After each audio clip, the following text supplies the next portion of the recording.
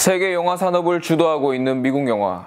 한 해 미국에서만 800편 이상의 영화가 제작되고 시장 규모는 100억 달러에 달한다고 합니다. 그런데 놀라운 것은 미국 영화 산업과 트렌드를 대표하고 있는 헐리우드 영화 스튜디오들 중 우리가 모두 잘 알고 있는 워너브라더스, 골드윈 메이어 스튜디오, 유니버셜 스튜디오의 창립자들이 모두 유대인들이라는 것입니다. 과연 이 유대인들의 이야기와 문화는 헐리우드 영화 속에서 어떻게 녹아들어가 있을까요? 지금부터 영화 속에 등장하는 재미있는 유대인들의 모습과 이야기들을 살펴보도록 하죠. 오늘 살펴볼 영화는 조금 특이합니다. 2차 세계대전과 유대인들을 떠올리면 모두들 단번에 홀로코스트의 비극을 떠올릴 텐데요. 바스터즈, 거친 녀석들이라는 영화에서는 유대인들이 복수심을 불태우며 나치 독일군들에게 혼쭐을 내줍니다. 흔히 떠올리는 제2차 세계대전 중에 유대인들의 모습과는 조금 다르죠. 바스터즈 거친 녀석들, 같이 한번 살펴보도록 하죠.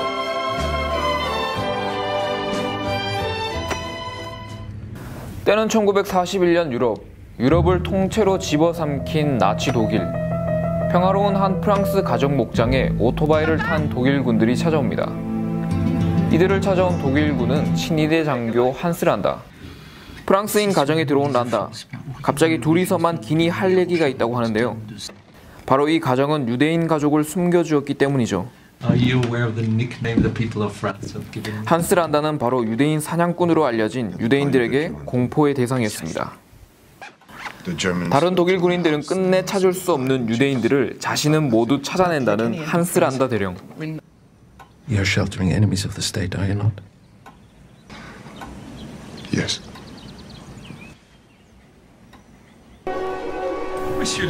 하지만 영어를 하지 못하는 프랑스계인 유대인들은 이들의 대화를 알아듣고 도망칠 수 없었습니다. 영어로 대화하는 건 역시 란다의 계략이었죠. 모든 신문을 마치고서야 다시 불어로 이야기하는 란다 대령.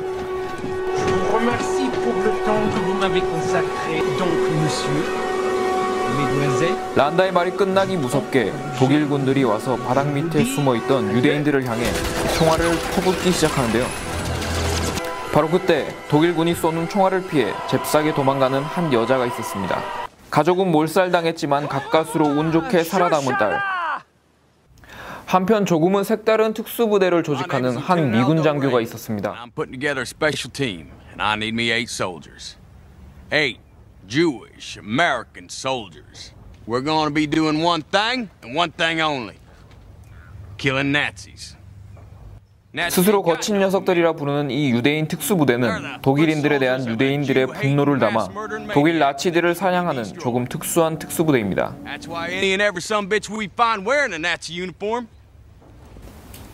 이들의 궁극적 목적은 독일군들에게 자신들의 잔인함을 보여주어 입소문을 낸 뒤 그들의 사기를 꺾는 것이죠.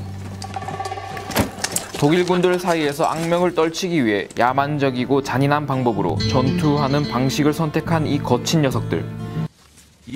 과연 포로로 잡힌 이 독일군 장교는 살아서 돌아갈 수 있을까요?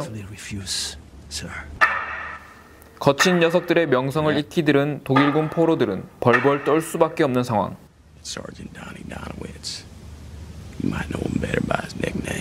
특히 거친 녀석들 중 곰 유대인으로 알려진 도니 상사는 독일군 사이에서 무섭고 잔혹한 유대인으로 널리 알려져 있었습니다.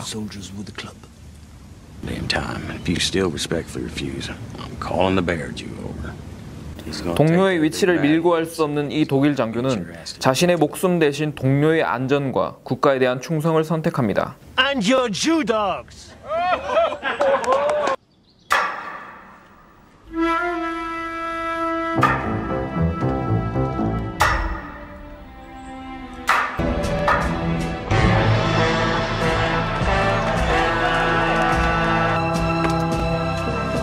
Never killing Jews. Bravery.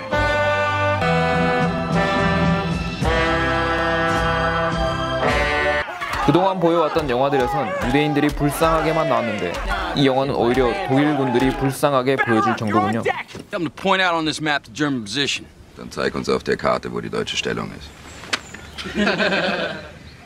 다시 프랑스로 돌아가 보겠습니다. 4년 전 목장에서 일가족이 몰살되고 살아남을 수 있었던 쇼샤나 드레피스.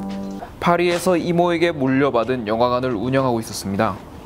그런데 그녀를 계속해서 지켜보고 있던 한 남자가 있었는데 자연스럽게 영화를 주제로 이야기를 걸며 쇼샤나와 대화를 시도하는데요.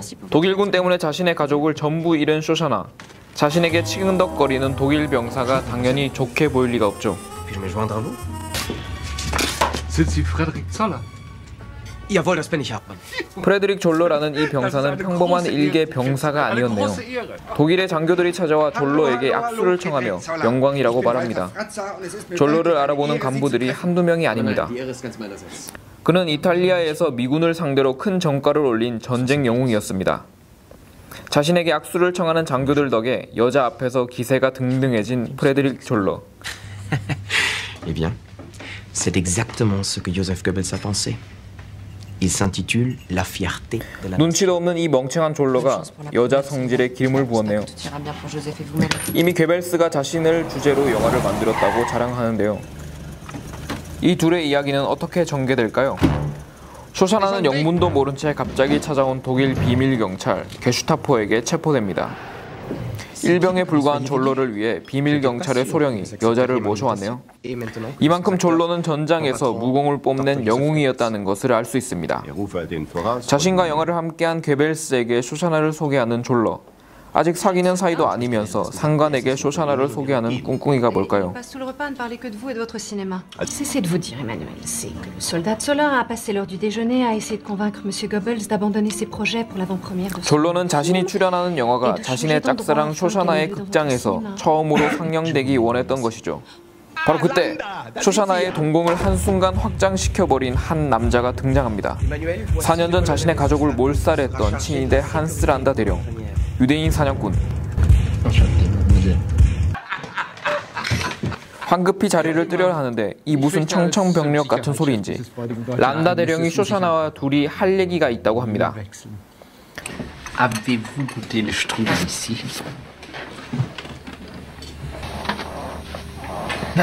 Veuillez m'excuser, j'ai oublié de commander la crème. Attendez la crème. 갑자기 란다는 크림을 잊었다며 크림을 주문합니다. 왜 란다는 빵에 크림을 발라 먹으라는 걸까요? 슈트르델이라는 빵은 독일어로 소용돌이라는 뜻으로 안에 여러 가지 시럽이나 햄, 고기 등이 들어가는 빵이라고 합니다. 보통 그 식감을 내기 위해 동물성 버터나 기름을 사용하죠. 여기서 란다가 쇼샤나에게 크림과 슈트르델을 같이 먹으라고 하는 것은 쇼샤나가 유대인의 음식법인 코셔를 지키는지 시험해보기 위해서인데요. 유대인들이 따르는 코셔는 구약 성경에 따라 유제품과 육류를 같이 먹지 않도록 규정하기 때문입니다. 과연 쇼샤나는 크림이 발라진 빵 앞에서 어떤 선택을 할까요? 악이 바칠 대로 바친 쇼샤나, 자신의 원수 나치 독일 간부들을 한꺼번에 쓸어버릴 계획을 하게 됩니다. 시사회가 열리는 동안 자신의 영화관을 통째로 불태우는 것. 시사회가 영화관에서 열린다는 사실은 연합군에게도 알려지게 되고 영국군 사령부는 쇼샤나와 같은 작전을 구상하고 있었습니다. 이 영국 장교는 유대인 특수부대 거친 녀석들과 함께 작전을 펼치려 합니다. 거친 녀석들과 영국군에 협조할 스파이는 바로 독일의 국민 여배우. 그녀도 쇼샤나와 같은 영화관 몰살 작전을 구상했던 사람이라는데요.